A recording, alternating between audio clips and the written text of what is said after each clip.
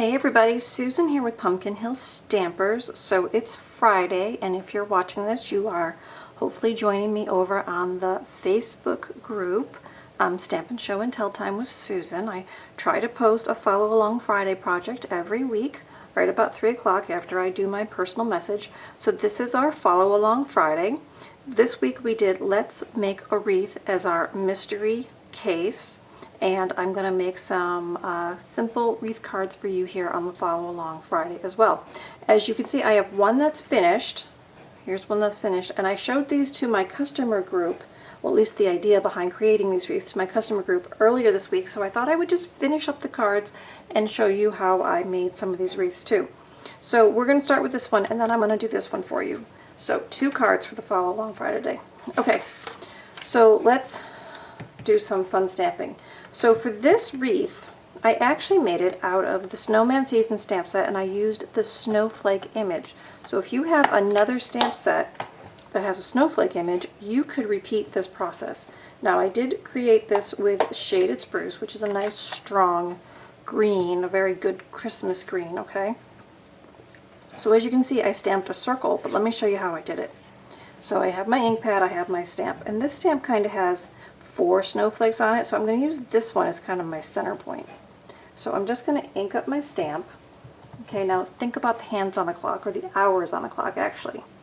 So we want to stamp at noon, and then we're going to stamp at 3, and I moved it out a little because I want a little opening in the middle, and then I'm going to come down to 6, and then I'm going to do 9, right? Okay, so now we're going to go back and we're going to go in between.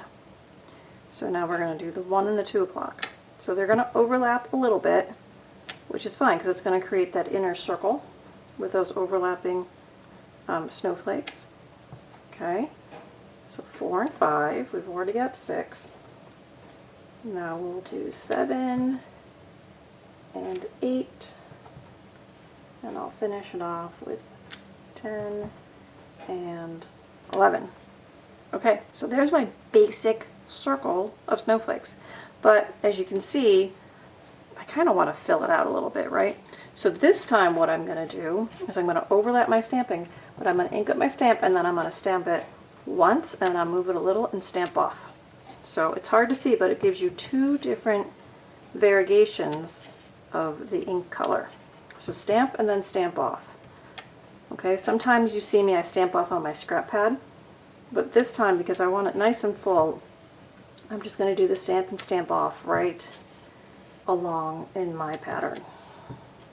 So I'm going to end up with a 2-tone circle of snowflakes, and as it fills out, it's going to look more and more like a wreath. Okay? So kind of cool. So, and then my husband said, because, you know, he's my stamping guru, I have to get his opinion. He said, actually, with the overlapping snowflakes and those kind of fun fingertips of them, it kind of looks like evergreen. So that's kind of a neat little trick, to use a snowflake to make an evergreen wreath. So there you go. There's my quick little tutorial on that. So any snowflake set, you could get along and do something fun like that. And then I just finished off the one I did earlier this week. I added some of the snowflake iridescent sequins. I added them kind of to the wreath around there, so there's a little bit of sparkle. I stamped my sentiment. I layered it up on a shaded spruce and then on a seafoam green, just to kind of have all those greens together. And there's my finished card. So that didn't take me very long. You could do a whole bunch of those, quick and easy, simple stamping cards, right? And you can add sequins or not add sequins. You could paint it with our Wink of Stella to add a little bit of shimmer. So there's that. Okay, so same idea, only this time I'm going to use Pear Pizzazz, which is a lighter green, and I'm going to use the tree from the Merry Moose stamp set, which I know has been very popular. Lots of you have it. Or, again, it's a Christmas tree stamp. You might have other stamp sets that have Christmas trees. So if it's not too big, or even if it is big, you could try this with that image as well.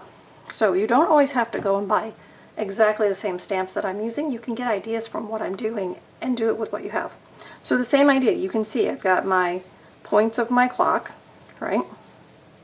So I'm going to go ahead and stamp a fresh side for you. So,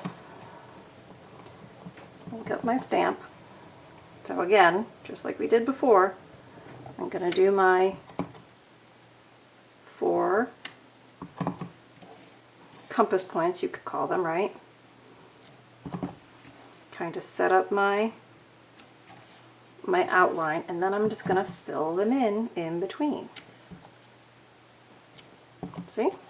And I can even just rotate my cardstock around as I go. And that one I didn't ink very well, so I'm just going to go back and stamp over it. With the photopolymer, you can see through them, so sometimes you can get away with lining it up. And this one, it just has to be close, it doesn't have to be exact. And go around again. Okay, so you can kind of see, here's this one, right, it's about that big, and this one's a little bit tighter, but that's okay. Now on this side, you can see I stamped it again and again and again in the middle to kind of fill that all in, but I've decided to finish off the card a little bit differently for you. So I'm going to close my ink, done with my stamping. Okay, so this one I'm going to put on Garden Green. Okay, those two colors kind of go well together, but I've got that big hole in the middle. So what I did is I had some scrap paper of Pear Pizzazz, so this is the same color cardstock as the ink, and I'm going to use this die cut and this one. These are from Tasteful Labels, and then I've done this thin banner. So I did all of that in the Pear Pizzazz, okay, and then I cut from the Playful Alphabet out of gold foil, the JOY, and I've already adhered that to that banner piece. Okay, so there's the banner piece. So what I'm going to do is I'm going to add this one to the center. Now let's see, I'll pop that up. Yeah, we're going to pop that up. So we're going to put that on dimensionals. A couple of dimensionals. Add that to the center of our wreath. Okay, so this is just color on color. Just kind of center it wherever your center ended up being. And then this one, I think I'm going to go ahead and put that on dimensionals too, because that's kind of fun. And that's going to be my sentiment on the front. Now, you could stamp out, you could punch out a different word if you wanted to. But I just did joy because that was actually already on the table. If you watched the project from the blog today, you'll see that on the card from today. Okay, so there's that. So that's all adhered. I just used liquid glue behind that. And then I'm just going to adhere this with my tape runner here. Get these sticky dimensionals off my fingers. Alright, so just going to adhere this down. No one's going to see that I stamped on the back side. So if you ever stamp and you make a mistake, or it smudges, or it doesn't come out as clear as you want, flip that cardstock over, use the other side. No one's going to know when you adhere that down. Okay? And someone else told me this week that when they stamp the inside and they make a mistake, they throw the whole thing out. Don't do that. That's such a waste.